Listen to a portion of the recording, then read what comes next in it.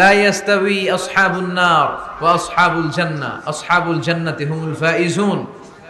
যারা জান্নাতে যাবে আর যারা জাহান্নামে যাবে তারা কি কখনো সমান হতে পারে?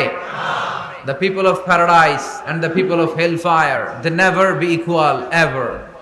The people of paradise and heaven, they gain the ultimate success in life. যারা জান্নাতি তারাই আসল সফলতা অর্জন করেছে, দুনিয়াতেও সফল আখিরাতেও সফল। চিল্লায় বলেন ঠিক কি না? এখন the decision is yours, সিদ্ধান্ত আপনার যে আপনি কই যাবেন, আপনি কই যেতে চান, জান্নাতে না জাহান্নামে? আল্লাহ আমরা যেন জান্নাতেও এরকম একত্রিত হতে পারি, তুমি তৌফিক দাও। আমরা যে বইটা থেকে আজকে কিছু সময় কথা শুনবো, আওয়াজ করে বলেন তো বইটার নাম, আরো জোরে বলেন কি নাম? এই বইয়ে কোনো ভুল আছে, সন্দেহ আছে, সংশয় আছে? এই বইয়ের সাথে সম্পর্ক জোরদার করার দরকার আছে না নাই? এই বইটা কিয়ামতের দিন সুপারিশকারী হবে। বিষ্ণু বলেছেন ইকরাউল কোরআন ফাইন্নাহু ইয়াতি ইয়াউমাল কিয়ামাতি শাফিআন লিআসহাবি। বেশি বেশি কোরআনের তেলাওয়াত করো, কারণ এই কোরআন কিয়ামতের দিন তোমাদের জন্য সুপারিশকারী হবে। কোরআন যদি আপনার পক্ষে আল্লাহর কাছে সুপারিশ করে, আল্লাহ এই সুপারিশ ফেলে দিতে পারবে? পররাষ্ট্রমন্ত্রী যদি মাননীয় প্রধানমন্ত্রীর কাছে কোনো বিষয়ে সুপারিশ করে, রেকমেন্ডেশন করে, মাননীয় প্রধানমন্ত্রী এই সুপারিশকে কি রিজেক্ট করতে পারবে? কথা বলেন। এজন্য কোরআনের সুপারিশ আমরা চাই কি চাই না? এটা এমন একটা কিতাব যেই কিতাবে কোনো ভুল নাই। যালিকাল কিতাব লা রাইবা ফি হুদাল লিল মুত্তাকিন। This is the book, the most authentic and original book, reliable book in the world, whereof there is no doubt in it and a guidance to those who are muttaqin. এই বইটা এমন বই যে বইয়ে কোনো ভুল নাই, কোনো সন্দেহ নাই। মুত্তাকিনদের জন্য পথ প্রদর্শনকারী হিসেবে বইটারে নাজিল করেছে কে? এই বইটার যেখান দিয়ে পড়েন হেদায়েত আছে না নাই? রহমত আছে না নাই? বরকত আছে না নাই? শিফা আছে না নাই? এই কিতাব পড়ে অসুস্থ ব্যক্তির গায়ে ফু দিলে সুস্থ করে কে? তার মানে এর মধ্যে শিফা আছে। সুবহানাল্লাহ পড়েন। সূরাতুল ফাতিহারে বলা হয় সূরাতুশ শিফা। সূরাতুল ফাতিহা পড়ে অসুস্থরে ফু দিলে সুস্থ করে কে? বিশ্বাস হয়? হ্যাঁ না একটু সন্দেহ লাগে? যদি সন্দেহ থাকে তাহলে ফু দিলে কাজ হবে? আর বিশ্বাস রেখে যদি ফু দেন ভালো করে দিবে কে? এমন এক কিতাব, এই কিতাব পড়লে সওয়াব, এই কিতাব ধরলে সওয়াব, এই কিতাবের জন্য মরলেও সওয়াব। ঠিক কি না? এমন এক কিতাব আল্লাহ দিলেন। এই কিতাবকে আল্লাহ বললেন নূর, আলো। আলোর সাথে তুলনা করেছেন কিতাবুন আনজালনাহু ইলাইকা লিতুখরিজান নাসা মিনাল যুলুমাতি ইলান নূর। I've revealed this holy and sacred book unto you, O my beloved last messenger, in order to lead the mankind out of darkness into the light. অন্ধকার থেকে আলোর দিকে নেয়ার জন্য এই কিতাবকে পাঠিয়েছে কে? এই কিতাব পড়লে, এই কিতাব মানলে, বুঝলে, এই কিতাবের বাস্তবায়ন সমাজে ঘটালে সমাজটা আলোকিত হবে। ঠিক কি না? আমরা একটা আলোকিত সমাজ চাই কি চাই না? যে সমাজে এই কিতাব দিয়ে আইন করা হয়, এই কিতাবের আইনে সমাজে আইনটাকে বাস্তবায়ন করা হয়, ওই সমাজে কোনো ধর্ষণ থাকে, কোনো দুর্নীতি থাকে? ওই সমাজটা হয় মদিনার সমাজ, ওই সমাজটা হয় শান্তির সমাজ। এজন্য আমরা যেন কোরআনের সাথে সম্পর্ক বাড়াই, প্রতিদিন যেন কোরআনের তেলাওয়াত করি, একটি করে হলেও কোরআনের আয়াতের বঙ্গানুবাদ যেন আমরা পড়ি। পারা যাবে? সবাই পড়ি ইনশাআল্লাহ। আমি আপনাদের খেদমতে আমার খুতবার শুরুতে সূরাতুল মুজাম্মিল থেকে 4টি আয়াত তেলাওয়াত করেছি। এই সূরাতুল মুজাম্মিল থেকে কিছু কথা আজকে আমরা শুনবো ইনশাআল্লাহ। পড়েন ইনশাআল্লাহ। আমি সবসময় তাফসির মাহফিলগুলোর ক্লাসের মতো মনে করি। Class, I consider this tafsir program as a class. I consider myself as a teacher and all the sitting audience as a student of the Holy Quran. আমি মনে করি যে আমি কোরআনের শিক্ষক, আর যারা শুনছে তারা আমাদের ছাত্র। আমার আগে যিনি এখানে কথা বলছিলেন তিনি ছিলেন আমাদের শিক্ষক। এখন আমি একটু করে বসার সুযোগ পাইছি, আমি হয়ে গেছি শিক্ষক, আর আমরা সবাই কোরআনের ছাত্র। খুশি না বেজার? সূরাতুল মুজাম্মিল এটা কোরআনের 29তম পারার একটা সূরা। কততম পারার? এই সূরার আয়াত সংখ্যা 20। আয়াত সংখ্যা কত? এই সূরাটি মাক্কি সূরা। কি সূরা? আচ্ছা এবার আমি প্রশ্ন করি, আপনারা উত্তর করেন। সূরাতুল মুজাম্মিল কত পারার সূরা? আয়াত সংখ্যা সূরাটি মাদানী, হ্যাঁ মাক্কি সূরা। আলহামদুলিল্লাহ পড়েন। এই সূরাটি আল্লাহ তাআলা বিশ্বনবীর নামে ডেডিকেট করেছেন। কার নামে? বিশ্বনবীর অনেকগুলো সুন্দর সুন্দর নাম আছে, শুধু মুহাম্মদ সাল্লাল্লাহু আলাইহি ওয়াসাল্লাম এটাই ওনার নাম নয়, এটা ছাড়াও ওনার অনেক নাম আছে। ওনার একটা নাম আছে আহমদ। কি নাম? ইয়াতি মিন বাদি ইসমুহু আহমদ। মুহাম্মদ ওনার নাম, আহমদ ওনার নাম, তাহা ওনার নাম, মুজাম্মিল এটা ওনার একটা নাম, মুদ্দাসসির এটা ওনার একটা নাম, আবুল কাসিম এটা ওনার একটা নাম, কুনিয়াত। তো বিশ্বনবীর নামে এই সূরাটাকে ডেডিকেট করেছে কে? বিশ্বনবীকে আল্লাহ তাআলা এই সূরার ভেতরে অনেকগুলো ইনস্ট্রাকশন, গাইডলাইন দিয়েছে, পথ নির্দেশিকা। এগুলো আমাদের জীবনেও কাজে লাগবে, ঠিক কিনা? তো এই আল মুজাম্মিল বিশ্বনবীর নামে ডেডিকেট করা একটি সূরা। আবার এই নামে আমাদেরও অনেকের নাম পাওয়া যায়, আছে না নাই? এখানে মুজাম্মিল ভাই কে কে আছে দেখি? মুজাম্মিল কেউ আছে মুজাম্মিল নামে? আছে তো, মাশাআল্লাহ। আল্লাহ মুজাম্মিল ভাইদেরকে তুমি কবুল করো। তো এই সূরার একটা কেন্দ্রীয় আলোচক বিষয় আছে, central subject matter, central theme of the সূরা আল মুজাম্মিল। এই পুরো 20টা আয়াতে আল্লাহ কি বুঝাতে চাইলেন, আগে সংক্ষেপে এটা আমি বলি। এই পুরো সূরার ভেতরে কেন্দ্রীয় যে আলোচ্য বিষয়টা আল্লাহ আমাদেরকে জানাতে চাইলেন সেটা হচ্ছে আমাদেরকে যে কোনো কাজে নামার আগে নিজেকে প্রস্তুত করে নিতে হবে। বুঝতে পেরেছেন? You have to take huge preparation for a successful mission. আপনি যদি কোনো মিশনে নামতে চান, আপনাকে you have to take preparation, you have to be prepared, নিজেকে প্রস্তুত করে নিতে হবে। বিশ্বনবীকে আল্লাহ তাআলা বড় একটা মিশনে নামাবেন, নবুয়তির মিশন, দাওয়াতি কাজের মিশন, আল্লাহর জমিনে আল্লাহর দ্বীনকে বাস্তবায়নের মিশন, পৃথিবীর বুকে কালিমার পতাকা গেড়ে দেওয়ার মিশন। চিল্লা এখন ঠিক কিনা? এত বড় মিশন যে নবী পালন করবে, ওই নবীর প্রিপারেশনের দরকার আছে না নাই? তাহলে এই পুরো সূরার মূল কথা হচ্ছে প্রিপারেশন ফর এ মিশন, মিশনের জন্য প্রস্তুতি গ্রহণ করা। Good preparation is a prerequisite for a successful mission. আপনি যদি একটা মিশনে সফল হতে চান, আপনাকে প্রস্তুতি নিতে হবে। কি নিতে হবে? সবাই বলেন, প্রিপারেশন নিতে হবে। প্রিপারেশন যদি ভালো হয়, কাজের ফলাফল। প্রিপারেশন যদি খারাপ, ফলাফল। পরীক্ষার আগে যদি প্রিপারেশন ভালো হয়, গোল্ডেন এ প্লাসের সম্ভাবনা আছে না নাই? ইলেকশনের আগে যদি ভালো প্রস্তুতি নেয়, জয়লাভ করার সম্ভাবনা আছে না নাই? সব কাজে প্রিপারেশন লাগে। এই যে আমরা প্রতিদিন সালাত পড়ি, নামাজ আদায় করি, প্রস্তুতি লাগে না? কি প্রস্তুতি লাগে? ওযু করা লাগে, ঠিক কি না? ইয়া আইয়ুহাল্লাযীনা আমানু ইযা কুমতুম ইলাস সালাতি ফাগসিলু ওয়ুজুহাকুম ওয়া আইদিয়াকুম ইলাল মারাফিক ওয়ামসাহু বিরুউসিকুম ওয়া আরজুলাকুম ইলাল কা'বাইন। সুবহানাল্লাহ পড়েন। আল্লাহ ডেকে বললেন, গোলাম যখন নামাজে যাবা, নামাজের প্রস্তুতি নাও। কথাটা কার? আগে চেহারা ধৌত করো, হাত দুইটা কনুই পর্যন্ত ধৌত করো, তারপরে মাথা মাসে করো, তারপর পা ধৌত করো, তারপরে সালাত কায়েম করতে যাও।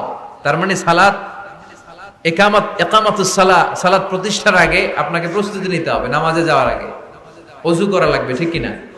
আবার জুমার নামাজে আপনি যাবেন, আগামীকাল জুমাবার না? এই জুমার নামাজে যাওয়ার আগে প্রস্তুতি আছে না নাই? কি প্রস্তুতি আছে? গোসল করা লাগে, ঠিক কিনা? আতর মাখা লাগে, সুন্দর পারফিউম দেয়া লাগে, তারপর জুমার খুতবা শোনার জন্য মসজিদে আগে আগে যাওয়া লাগে, ঠিক কিনা? তার মানে নামাজের আগে প্রস্তুতি লাগে, জুমার সালাতের আগে প্রস্তুতি লাগে, আবার রোজার আগেও প্রস্তুতি আছে না নাই? বিশ্বনবী রমাদান আল মুবারক আসার 2 মাস আগ থেকে প্রস্তুতি নিতেন।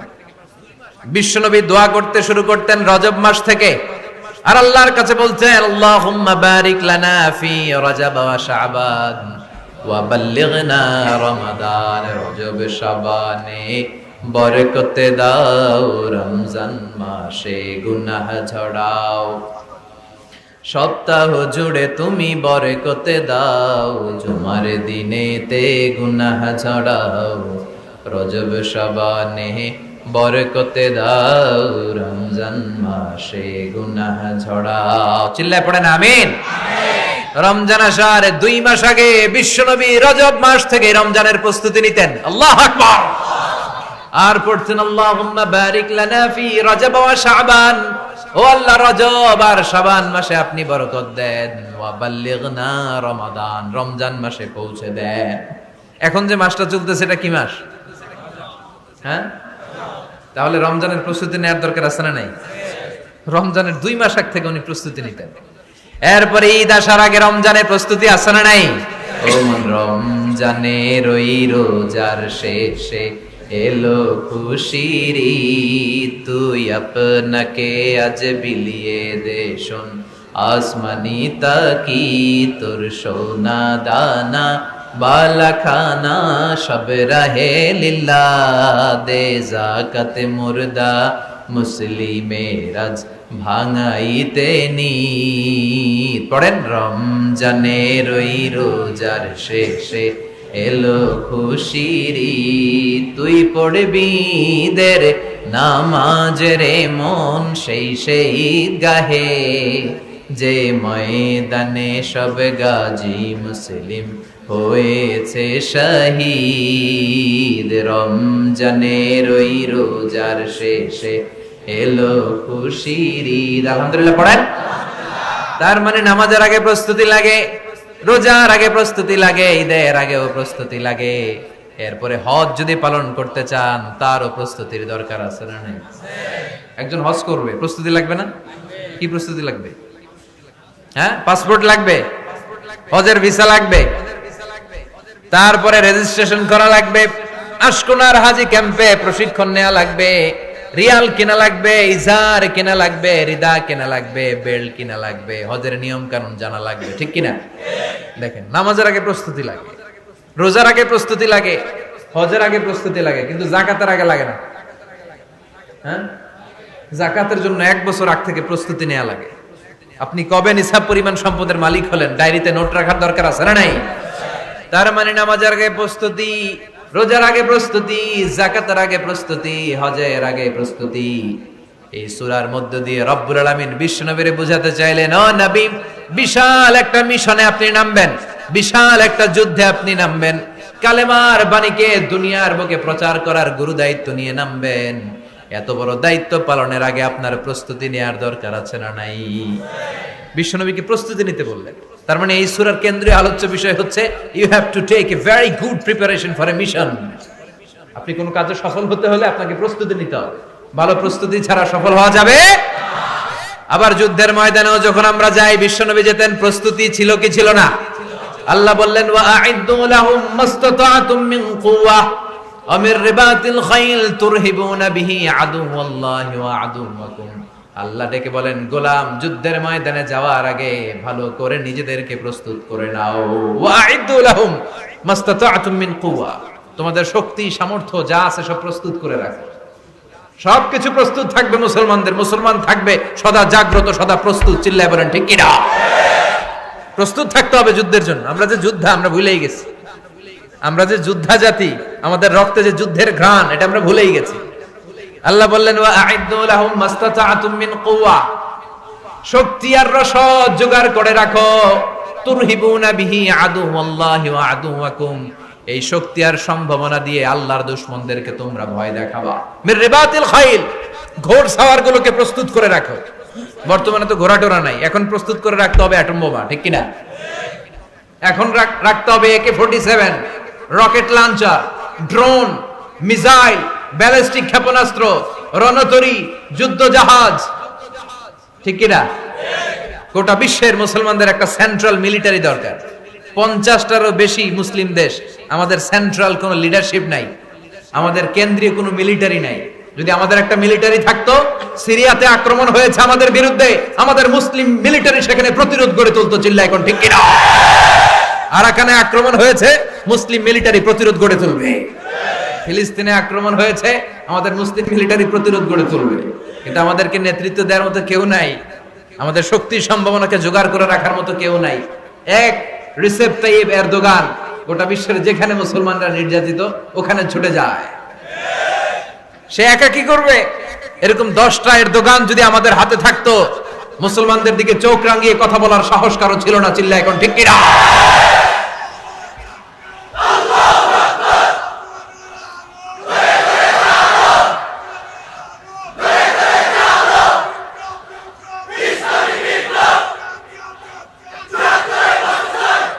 ওয়া আ'ইদ্দু লাহুম মাসতাতা'তুম মিন কুওয়া, ও নবী শক্তি সম্ভাবনা সবকিছু জোগাড় করে রাখেন, মুসলমান থাকবে সদা প্রস্তুত, সদা সজাগ, মুসলমানদের বসে থাকার সময় নাই, ঠিক কি না? তার মানে এই পুরো সূরাতুল মুজাম্মিলে আল্লাহ তাআলা যে সেন্ট্রাল মেসেজটা বিশ্বনবীকে দিতে চাইলেন সেটা হচ্ছে, নবী প্রস্তুতি নেন, লড়াইয়ের প্রস্তুতি, যুদ্ধের প্রস্তুতি, মিশনে নামার প্রস্তুতি। সুবহানাল্লাহ পড়েন। তাহলে সূরাতুল মুজাম্মিলের কেন্দ্রীয় আলোচ্য বিষয় কি? প্রস্তুতি। চিল্লায় বলেন, কেন্দ্রীয় আলোচ্য বিষয় কি? প্রিপারেশন নিতে হবে, প্রস্তুত থাকতে হবে, ঠিক কিনা? কেন্দ্রীয় আলোচ্য বিষয় আমরা জেনে গেলাম। এবার জানবো কোন প্রেক্ষাপটে এই সূরাটা নাজিল হয়েছে। শুনবেন? মনোযোগ আছে না গেছে? কথা বুঝতে পারতেছেন তো? কথা বোঝা যান না বোঝানো যার? বোঝা যার? সূরাতুল মুজাম্মিল এটা শুধু মাক্কি সূরাই নয়, এটা মাক্কি যুগে নাজিল হওয়া শুরুর দিককার সূরা। কোরআনের নাজিলের দিক থেকে সর্বপ্রথম সূরা কোনটা? সূরাতুল আলাক।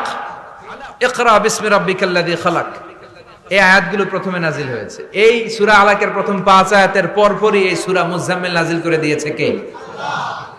তার মানে মাক্কি জীবনের একেবারে শুরুর দিককার সময়। বিশ্বনবীর বয়স তখন 40। কত? সবাই বলেন। 40 বছর বয়সে উনি নবী হয়েছেন। তার মানে আগের জীবনে কি ছিলেন? জালেম ছিলেন, মূর্খ ছিলেন, গোমরা ছিলেন। বিশ্বনবীর পুরো জীবনটাই আদর্শ। চিল্লায় বলেন ঠিক কি না? As a father, as a teacher, as a lawgiver, as a lawmaker, as a philosopher, as a reformer of the society, as a commander, as a messenger, Muhammad is the superman of the world. স্বামী হিসেবে, নেতা হিসেবে, বাবা হিসেবে, সমাজ সংস্কারক হিসেবে, আইন প্রণেতা হিসেবে, দার্শনিক হিসেবে, নবী হিসেবে মুহাম্মদ সাল্লাল্লাহু আলাইহি ওয়াসাল্লাম হচ্ছে গোটা বিশ্বের একজন সুপারম্যান। উনি শেষ নবী। ওনার পরে কোনো নবী আছে? লা নাবিয়্যা বা'দি ওয়ালা রাসূলা। বিষ্ণু বলতেন আমার পরে কোনো নবী নাই, কোনো রাসূল নাই। সাইয়েদনা আদম থেকে নবী আসার যত ধারাবাহিকতা, পুরো চেইনটাকে আল্লাহ তাআলা আমাকে পাঠানোর মাধ্যমে কেটে দিয়েছেন। চিল্লায় এখন ঠিক কি না? এজন্য বিষ্ণু বলছেন লা নাবিয়্যা বা'দি ওয়ালা রাসূলা, আমার পরে কোনো নবী নাই, কোনো রাসূল নাই। তবে লাউ কানা বা'দি নাবিয়্যুন লাকানা উমর, আমার পরে যদি নবী হওয়ার যোগ্যতা কারো থাকে, আমার ওমরের সেই যোগ্যতা আছে। ঠিক কি না? প্রভু তুমি বলেছো রাসূল দেবে না, বলনি দেবে না ওমর, বলনি দেবে না হামজা তারিক, খালিদ বিজয়ী সমর। প্রভু তুমি বলেছো রাসূল দেবে না, বলনি দেবে না ওমর, বলনি দেবে না হামজা তারিক, খালিদ বিজয়ী সমর। প্রভু তুমি বলেছো রাসূল দেবে না। আলহামদুলিল্লাহ পড়েন। শেষ নবী, শেষ রাসূল, তারপরে কোনো রাসূল নাই। ওনার জীবনটা এমন জীবন, নবুয়তের পরের জীবন যেমনি আমাদের জন্য আদর্শ, নবুয়তের আগের জীবনটাও আদর্শ করে দিয়েছে কে? এই 40 বছরে উনি নবী হয়েছেন। তার আগে উনি ছিলেন শ্রেষ্ঠ মানুষ, as-সাদিক আল-আমিন। জীবনে মিথ্যা বলছে? ওনার ঘোর শত্রুরাও বাড়ি থেকে অনেক দূরে কোথাও বেড়াতে গেলে ওনার বাসায় ডিপোজিট করে যাইত, ওনার বাসায় আমানত রেখে যাইতো। সুবহানাল্লাহ পড়েন। পার্টি করে আবু জাহেলের পার্টি। পার্টি কোন পার্টি? বিশ্বনবী বলতেন আবু জাহেলের পার্টি করে ওর কাছে ডিপোজিট রাখো। ওরা বলতো না, আবু জাহেলের দল করি কিন্তু ওর কাছে আমানত রাখা যাবে না। ওর কাছে যদি টাকার প্যাকেট রেখে যায় তাহলে আমার টাকাও শেষ, টাকার প্যাকেটও শেষ। কথা বলেন। আমানতদারিতা নাই। আমানতদারিতা ছিল বিশ্বনবীর মাঝে। ওনার জীবনী নিয়ে যদি কথা বলতে কেউ শুরু করে, কোনো কুল কিনারা খুঁজে পায় না। বিয়ন্ডলেস, বাউন্ডলেস, বটমলেস, এটা তলাবিহীন সাগর। বিশ্বনবীর জীবনীটা একটা সাগর, কিন্তু এই সাগরের কি নাই? কথা বলেন। কোনো তলা নাই। এমন নবীকে আমরা পেয়েছি। ওনার আগের জীবনটাও আদর্শ। ছোটবেলা থেকে লাজুক ছিলেন। হালিমাতুস সাদিয়া বিশ্বনবীর দুধমা, উনি বলেন 5 বছর এই কুরাইশি মুহাম্মদকে আমি লালন পালন করেছি। একদিনও ছেলেটারে কাঁদতে দেখিনি। ক্ষুধা লাগলেও কাঁদে না, ব্যথা পেলেও কাঁদে না। কিন্তু লজ্জাস্থানের জায়গা থেকে এই শিশু মুহাম্মদের কাপড়টা একটু সরে গেলে ছোট্ট মুহাম্মদ চিৎকার দিয়ে ওঠে। কি নবী ছিলেন! 15 বছর বয়সে হালাফুল ফুদুল একটা সংগঠন করেছে। হালাফুল ফুদুল, যেটাকে বাংলা আমরা বলি হিলফুল ফুজুল। আসলে শব্দটা হালাফুল ফুদুল। হালাফ মানে শপথ, টু টেক এন ওথ, শপথ নেয়া। ফুদুল হচ্ছে ভালো কাজের উপর। উনি হাতে হাত রেখে যুবকদেরকে নিয়ে মক্কা আইন করলেন, মক্কার জমিনে কোনো দুর্বলের উপর, মাজলুমের উপর কোনো জালিমের অত্যাচার চলতে দেয়া যাবে না। মক্কার বুকে কোনো টেন্ডারবাজি চলবে না, চাঁদাবাজি চলবে না, ধর্ষণ চলবে না, ছিনতাই আর রাহাজানি চলবে না। চিল্লায় এখন ঠিক কিনা? 15 বছর বয়সে পুরো মক্কা শহর কাঁপায় দিয়েছে। উনি তো ওই নবী, সব সময় ছিলেন অন্যায়ের বিরুদ্ধে কঠোর। ওনার ইমানটা এমন ছিল, প্রয়োজনে জ্বলে উঠতো। চিৎকার করে বলেন ঠিক কিনা? যে ইমানে প্রয়োজনে জ্বলে ওঠে না, যে ইমান সত্য ন্যায়ের কথা বলে না, যে ইমানে প্রয়োজনে জ্বলে ওঠে না, যে ইমান সত্য ন্যায়ের কথা বলে না, যে ইমান বাস্তবে নাই, যে ইমান অন্তরে নাই, মুখে শুধু ফাঁকা বলি, কি করে তারে বলো ইমানে বলি, কি করে তারে বলো ইমানে বলি, কি করে তারে বলো ইমানে বলি।